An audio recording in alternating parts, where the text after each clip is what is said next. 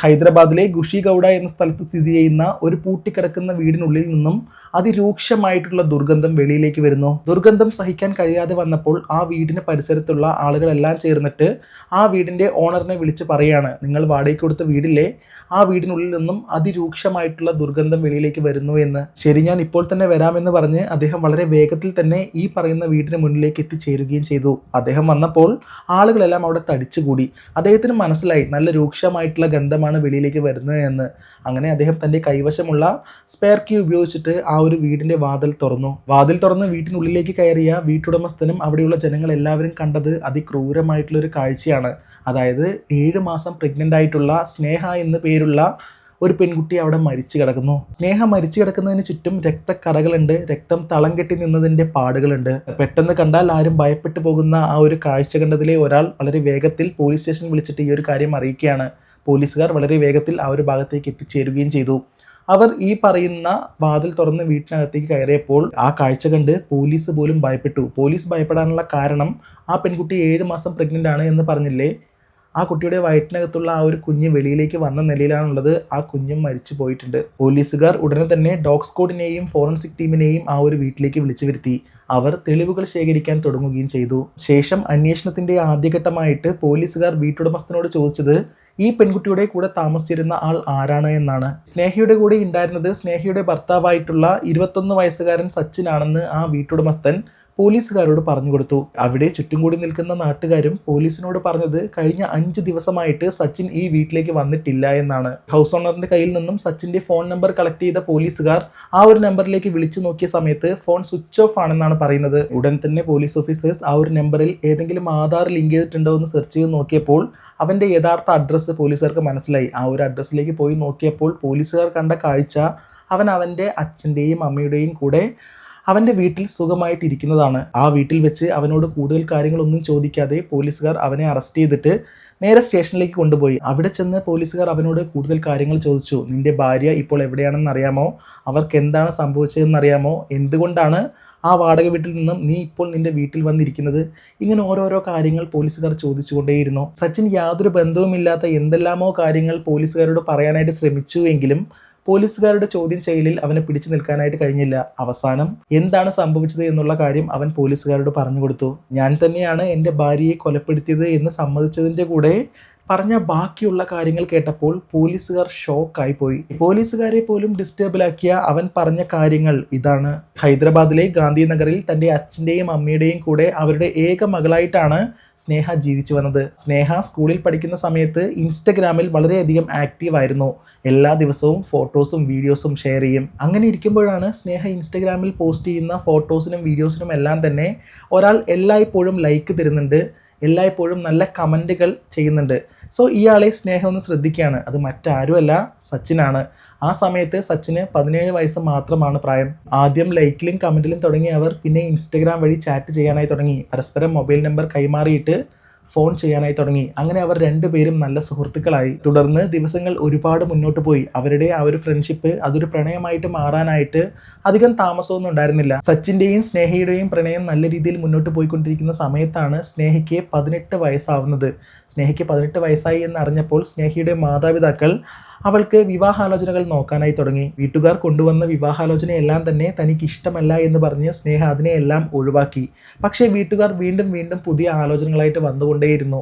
അവസാനം വേറെ നിവൃത്തിയില്ലാതെ സ്നേഹ വീട്ടുകാരോട് പറഞ്ഞു, എനിക്ക് ഇത്തരത്തിൽ സച്ചിൻ എന്ന പേരുള്ള ഒരു പയ്യനെ ഇഷ്ടമാണ്, അവനെ മാത്രമേ ഞാൻ വിവാഹം കഴിക്കൂ, അവനെ കിട്ടിയില്ലെങ്കിൽ ഞാൻ ജീവൻ അവസാനിപ്പിക്കും തുടങ്ങിയ കാര്യങ്ങളെല്ലാം തന്നെ തൻ്റെ മാതാപിതാക്കളോട് പറഞ്ഞു. സ്നേഹയുടെ വീട്ടുകാർ അവളുടെ ഇഷ്ടം അംഗീകരിക്കാത്തതിൻ്റെ പ്രധാന കാരണം സച്ചിൻ്റെ വയസ്സാണ്. ആ സമയത്ത് അവന് 19 വയസ്സ് മാത്രമേ പ്രായമുള്ളൂ.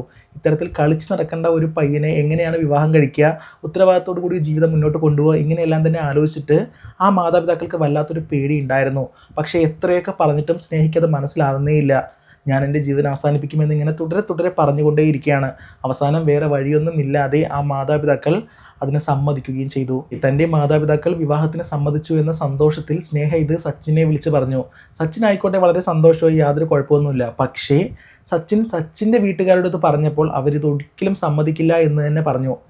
അവസാനം സച്ചിനും സ്നേഹയും കൂടെ ആ ഒരു തീരുമാനമെടുത്തു. അവർ രണ്ടുപേരും മറ്റൊരു സ്ഥലത്തേക്ക് പോയിട്ട് വാടകയ്ക്ക് താമസിക്കാം, ഒരുമിച്ച് വിവാഹം കഴിച്ച് വാടകയ്ക്ക് താമസിക്കാമെന്ന് അവർ തീരുമാനിക്കുകയും ആ ഒരു തീരുമാനത്തിൻ്റെ അടിസ്ഥാനത്തിൽ അവർ വീട്ടിൽ നിന്ന് മറ്റൊരു സ്ഥലത്തേക്ക് പോയി ഒരു അമ്പലത്തിൽ ചെന്ന് ജസ്റ്റ് ഒരു കല്യാണമൊക്കെ കഴിച്ചിട്ട് ഒരു വീട് വാടകയ്ക്കെടുത്ത് താമസവും തുടങ്ങി. വിവാഹത്തിന് ശേഷം സച്ചിൻ ഫുഡ് ഡെലിവറി ബോയ് ആയിട്ടാണ് ജോലിക്ക് പോയത്. ആദ്യമെല്ലാം തന്നെ വലിയ കുഴപ്പമില്ലാതെ തട്ടിയും മുട്ടിയും കാര്യങ്ങൾ മുന്നോട്ട് പോയി.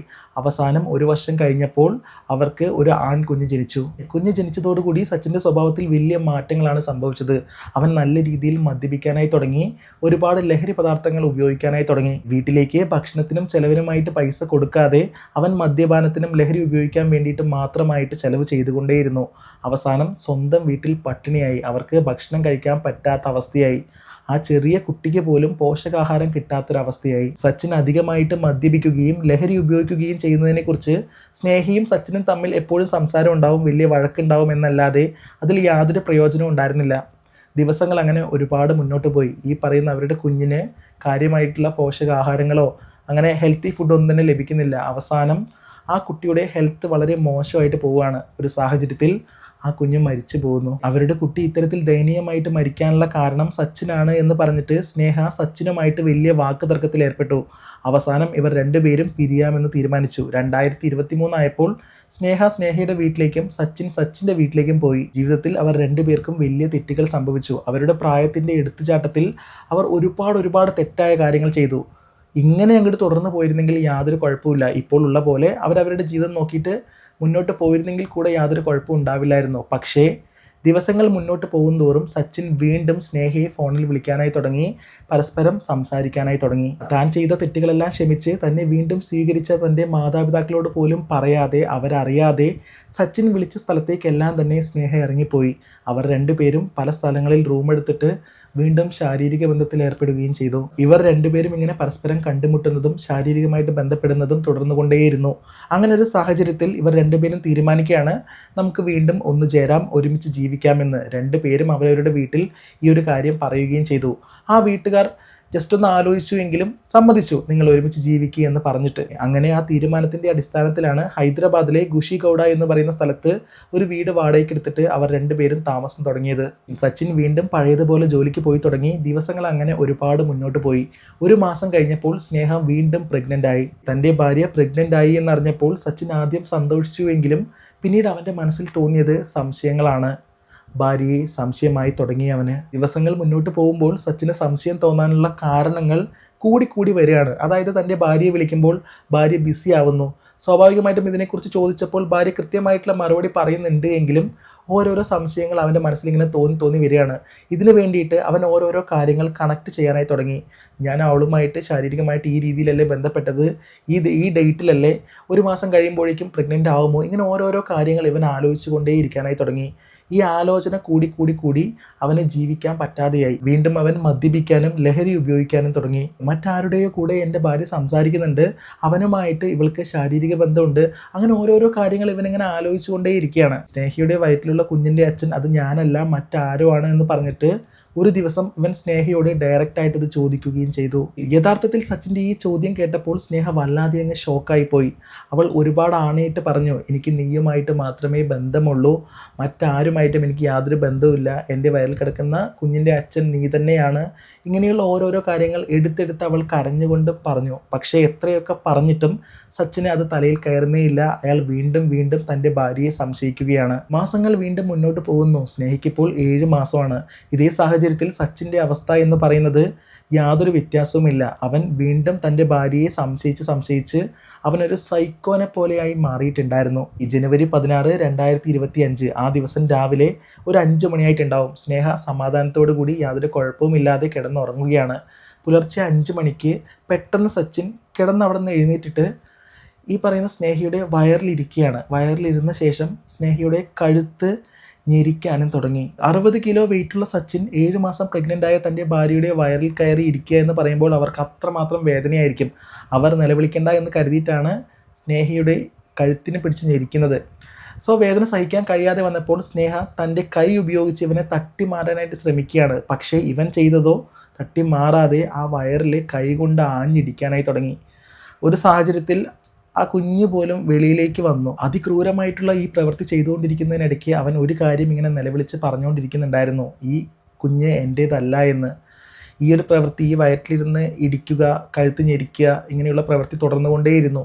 അപ്പോൾ ഈ പറയുന്ന പോലെ കുഞ്ഞും വെളിയിലേക്ക് വന്നു. ഈ വേദന സഹിക്കാൻ കഴിയാതെ ആവണം, അതിക്രൂരമായിട്ടുള്ള ഇവൻ്റെ പ്രവൃത്തി താങ്ങാൻ കഴിയാതെ ആവണം സ്നേഹ അവിടെ തന്നെ കിടന്ന് മരിച്ചുപോയി. തൻ്റെ ഭാര്യ മരിച്ചുവെന്ന് ഉറപ്പാക്കിയ ശേഷം പിടിക്കപ്പെടാതിരിക്കാനായിട്ട് അവൻ ഒരു കാര്യം കൂടെ ചെയ്തിട്ടുണ്ടായിരുന്നു. അതായത് ആ വീട്ടിലെ ഗ്യാസ് സിലിണ്ടർ ഓണാക്കി വെച്ചിട്ട് അവിടെ ഒരു മെഴുകുതിരി കത്തിച്ച് വെച്ചിട്ടാണ് അവൻ ആ വീട്ട് വെളിയിൽ നിന്നും പൂട്ടിയിട്ട് തൻ്റെ സ്വന്തം വീട്ടിലേക്ക് പോയത്. എല്ലാം പൊട്ടിത്തെറിച്ച് കത്തിക്കരിഞ്ഞു കഴിഞ്ഞാൽ ആർക്കും ഒന്നും മനസ്സിലാവില്ലല്ലോ എന്നാണ് അവൻ വിചാരിച്ചത്. ഇതെല്ലാം ചെയ്തു വെച്ച് തൻ്റെ സ്വന്തം വീട്ടിലെത്തിയ ശേഷം സച്ചിൻ ന്യൂസ് ചാനൽ ഓണാക്കിയിട്ട് അത് കണ്ടുകൊണ്ടേയിരുന്നു. ഇത്തരത്തിൽ ഒരു ഗ്യാസ് സിലിണ്ടർ പൊട്ടിത്തെറിച്ചിട്ട് ആരെങ്കിലും മരിച്ചു എന്നുള്ള വാർത്ത TV-യിലൂടെ വരുന്നുണ്ടോ എന്ന് നോക്കിക്കൊണ്ടിരിക്കുകയാണ്. പക്ഷേ അതൊന്നും സംഭവിച്ചില്ല. ഒരു ദിവസം കഴിഞ്ഞു, 2 ദിവസം കഴിഞ്ഞു, 3 ദിവസം കഴിഞ്ഞു. അങ്ങനെ യാതൊരു വാർത്തയും ആ ന്യൂസ് ചാനൽ കാണിച്ചില്ല. അത് മറ്റൊന്നും കൊണ്ടല്ല, ഇവൻ മെഴുകുതിരി കത്തിച്ചിട്ട് ആ വീടിൻ്റെ വാതിലടച്ച് കുറ്റിയിട്ടിട്ട് വെളിയിലേക്ക് പോയ ആ ഒരു സമയത്ത് തന്നെ ആ മെഴുകുതിരി അണഞ്ഞിട്ടുണ്ടായിരുന്നു. അങ്ങനെ ജനുവരി 19, 2025 ഞാൻ ഇൻട്രോയിൽ പറഞ്ഞ കാര്യങ്ങളെല്ലാം തന്നെ സംഭവിക്കുന്നത്. ആ വീട്ടിനുള്ളിൽ നിന്നും ദുർഗന്ധം വെളിയിലേക്ക് വരുന്നു.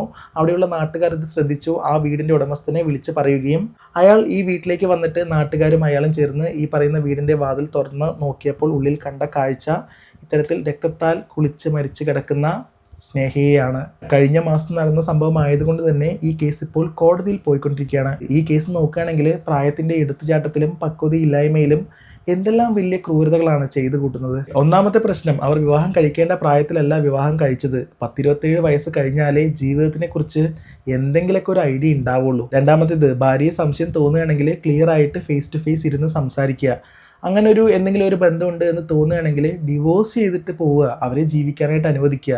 അല്ലാതെ ഇത്രയും വലിയൊരു ക്രൂരത ചെയ്തു കൂട്ടിയിട്ട് എന്താണ് നേടാൻ പോകുന്നത്? 15 വയസ്സ് മുതൽ 22 വയസ്സ് വരെയുള്ള കാലഘട്ടം എന്ന് പറയുന്നത് വളരെ ഡേഞ്ചർ ആയിട്ടുള്ള കാലഘട്ടമാണ്. കാരണം അവരുടെ ജീവിതം ഏത് രീതിയിലും മാറിപ്പോകാനുള്ള സാധ്യത ഈ പ്രായത്തിലുണ്ട്. മറ്റാരും പറഞ്ഞൊന്നും കേൾക്കില്ല, സ്വന്തം തീരുമാനങ്ങൾ മാത്രമേ കേൾക്കുള്ളൂ. അത് മാത്രമല്ലാതെ വരും വരായികളെ കുറിച്ചൊന്നും ആലോചിക്കില്ല. ഇങ്ങനെ ഒരുപാട് പ്രശ്നങ്ങൾ ആ ഒരു ഏജിനുണ്ട്.